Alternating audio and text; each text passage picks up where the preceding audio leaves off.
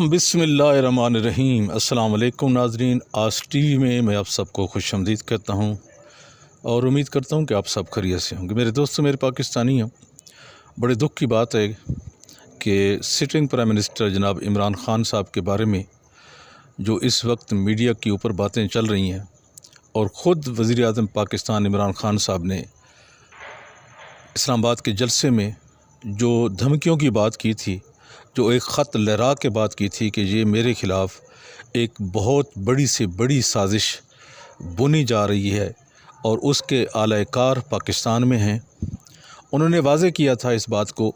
कि कुछ अनजाने में काम कर रहे हैं और कुछ जानबूझ के काम कर रहे हैं, जो कि मेरे लिए तो है ही है, लेकिन इसका जो बराह रास्त इसके जो असरात ख़तरनाक हो सकते हैं वो पाकिस्तान की रियासत के लिए है। तो मैं सवाल करता हूँ अपनी रियासत से कि एक कितने शर्म की बात है कि इतनी बड़ी रियासत है और एक वज़ीर आज़म जो सिटिंग वज़ीर आज़म है, हाज़िर सर्विस वज़ीर आज़म है, उसको बाहर से धमकियाँ दी जा रही हैं और उसको ख़त लिखे जा रहे हैं, बाकायदा धमकी अमेज़ ख़त, और वो पहुँचाने वाले कौन हैं, और वो जो पैसा जिसकी बात हुई है, डॉलरों की बात हुई है, वो पैसा जहां पाकिस्तान में लगा के एक अच्छी खासी चलती हुकूमत को अंदर से ही चेंज करने का जो तरीक़ाकार वज़ा किया गया है, जिसके आला-ए-कार पाकिस्तान में आपको थोड़ी सी सियासी आंख से देखें तो आपको नज़र आ जाएंगे। जिस तरह के आसिफ अली ज़रदारी हैं, मौलाना फजलुर रहमान हैं, शहबाज शरीफ हैं, और इनका सबसे जो बड़ा सरगना है जिसने ये सारा प्लान किया है, वो भागा हुआ मुजरिम, जो अदालती मुजरिम है, जो सज़ा याफ्ता भी है, वो सारा कुछ वहाँ पे मुलाकातें कर रहा है, इज़राइल के साथ भी कर रहा है, दूसरे तीसरे मुल्कों के साथ भी कर रहा है, और आलमी एस्टेब्लिशमेंट के साथ मिल के पाकिस्तान को इस तरह कमज़ोर करना चाहता है। तो क्या ये हमारी रियासत के जो इदारे हैं, पिछले 75 साल से पाकिस्तान को चट करके खा गए हैं, वो कब काम आएंगे? उनकी ड्यूटी नहीं है क्या ये जो कुछ हो रहा है पाकिस्तान के अंदर, क्या उन रियासती इदारों को इसके बारे में कोई पता नहीं है, या वो इतने सोए हुए हैं कि उनको इसके बारे में इल्म ही नहीं है कि इतना बड़ा वाक़या पाकिस्तान के अंदर हो जाता है कि एक धमकी आ जाती है वज़ीर आज़म को कि जनाब अगर ये अदम एतमाद अगर कामयाब ना हुई तो पाकिस्तान के लिए ख़तरा ही ख़तरा है, और अगर ये कामयाब हो गई तो फिर पाकिस्तान के लिए ख़तरा नहीं है। ये आज थोड़े से पॉइंट वज़ीर आज़म जनाब इमरान ख़ान साहब ने कुछ सहाफ़ी हज़रात थे, उनकी मीटिंग हुई है, उनको थोड़े से उस ख़त का जो मतन था वो ओपन किया है, लेकिन पूरा मतन वो ओपन नहीं कर सकते क्योंकि ये सिक्योरिटी के मामलात हैं और इसके लिए बाकायदा इसको सीक्रेट रखना एक वज़ीर आज़म के लिए बहुत ज़रूरी होता है। तो उन्होंने इस चीज़ को मद्देनज़र रखते हुए कुछ चीज़ें रिलीज़ की हैं। सहाफ़ी हज़रात जो हमारे आज वज़ीर आज़म इमरान ख़ान साहब से मिलने गए थे, तो उसमें तो वाज़े यही नज़र आ रहा है कि पाकिस्तान की जो फ़ॉरेन पॉलिसी है उसको हिट किया जा रहा है, जिसका ज़िक्र इमरान ख़ान साहब ने किया था अपने इस्लामाबाद के जलसे में कि हमारी फ़ॉरेन पॉलिसी को मरोड़ा जा रहा है और अपने तरीके से उसको इस्तेमाल करने की जो साजिश की जा रही है, एक सिटिंग प्राइम मिनिस्टर को एक तरीके से यानी पार्लियामेंट के तरीके से हटाने की कोशिश की जा रही है, इतना उन्होंने वाज़े किया था। और वो जो आला-ए-कार हैं, जो सहूलतकार हैं, वो अभी आपके सामने हैं। इस तरह तो मैं समझता हूँ कि इमरान ख़ान साहब ने एक आदमी भी ऐसा नहीं छोड़ा जिसको नंगा ना किया हो जो पाकिस्तान का दुश्मन हो। आज आप देख लें कि पाकिस्तान का जो आखिरी दुश्मन था वो उनके साथ जाके खड़ा हो गया है। मैं किसी और की बात नहीं कर रहा, मैं MQM की बात कर रहा हूँ, मुत्तहिदा कौमी मूवमेंट की, कि 3.5 साल यानी पौने 4 साल ये लोग वजारतों के मज़े लूटते रहे, और जब हुकूमत के ऊपर कोई बुरा वक्त आया तो ये जनाब उस टोले में जाके खड़े हो गए हैं जो कि चोरों का, डाकुओं का टोला था। और आप इनकी जहनीत को यहाँ से देख सकते हैं कि यही MQM के लोग थे जिनको लाठियाँ पड़ रही थी सिंध हुकूमत की तरफ से, और ये एहतजाज कर रहे थे ये जो इनका जो मौजूदा सिस्टम था उसको चेंज करवाने के, बल्दियाती सिस्टम को। تو آج جناب ان کی گود میں جا کر بیٹھ گئے ہیں اور پاکستان کو ایک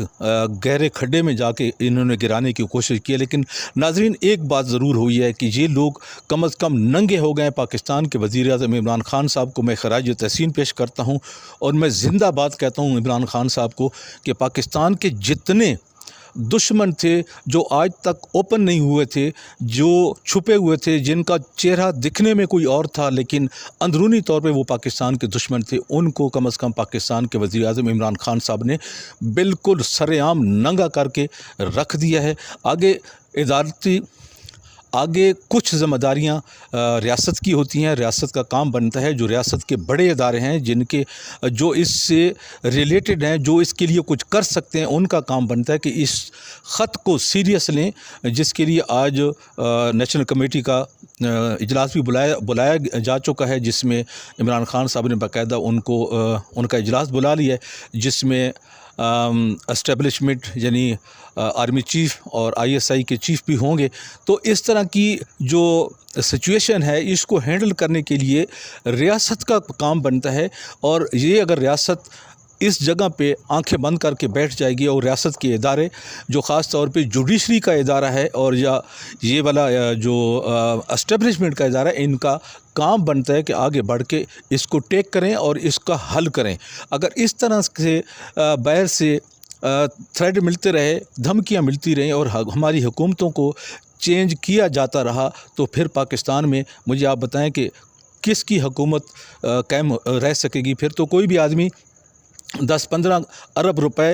جو کہ آلریڈی ان ملکوں کی طرف سے ان کو فنڈنگ ہو جاتی ہے، جو اعلی کار ہوتے ہیں، ان کو دے گا اور سٹنگ پرائم منسٹر کو جناب اس کے اوپر عدم اعتماد کر کے اس کو جناب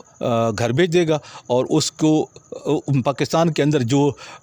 حالات ہیں ان کو خراب کر کے جناب وہ اپنی حکومت کی یعنی جو بھی اعلی کار اس کے آگے استعمال ہوں گے اس کا وزیر اعظم تعینات کر دیں گے، اور پھر کیا ہوگا جیسا کہ عمران خان صاحب نے ایبسلیوٹلی ناٹ کہا ہے، اور پھر وہ یس مین بن کے پاکستان کی ستیہ ناش کر دیں گے۔ اب اس کا امپیکٹ کیا ہوگا میں آپ کو بتاتا ہوں کہ یہ جو اعلی کار جس طرح شہباز شریف اس کو وزیر اعظم بنا دیا جاتا ہے اور باقی فضل الرحمان کو فرض کریں آپ صدر بنا دیتے ہیں، اور زرداری جو سب کا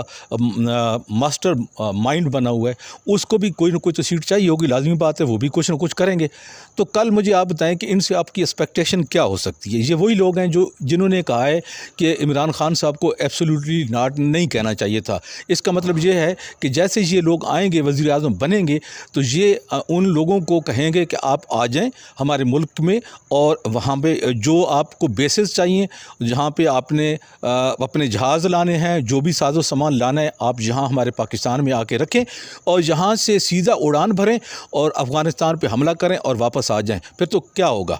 میرے دوستو، میرے پاکستانیوں؟ آپ جانتے ہیں کہ پچھلی کم از کم 4-5 دہائیوں میں یہ ہم سزا بھگت رہے ہیں کہ اس کی جو پرویز مشرف نے یہ کام کیا تھا اور اس کی ہم جو سزا بھگت رہے ہیں وہ اسی صورت میں بھگت رہے ہیں کہ ہمارے پاکستان میں آئے دن دھماکے ہو جاتے تھے اور اس طرح کی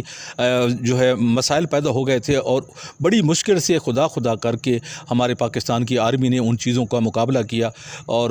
پھر جا کے ہم سکون سے ہوئے۔ یہ دوبارہ پھر سے شروع ہو جائیں گے۔ آپ میری بات یہ نوٹ کر لیں ڈائری پہ کہ اگر یہ وزیر اعظم بن جاتا ہے شہباز شریف اور یہ جو گروپ اس ٹائم اعلی کار بنا ہوا ہے، سہولت کار بنا ہوا ہے، ان غیر ملکی جو اسٹیبلشمنٹ کے جو اعلی کار بنے ہوئے ہیں جن کا مقصد یہ ہے کہ پاکستان کو ڈسیبل کر کے پاکستان کے وزیر اعظم کو گھر بھیج دیا جائے اور پھر اپنی مرضی کا وزیر اعظم لا کے اپنی مرضی کی ہر بات منوائی جائے، تو لہٰذا یہ لوگ جب آ جائیں گے تو پھر اس طرح کا سلسلہ دوبارہ بھی شروع ہو جائے گا۔ پھر میں پوچھتا ہوں میرے دوستوں، میرے پاکستانیوں، آپ جانتے ہیں اس بات کو،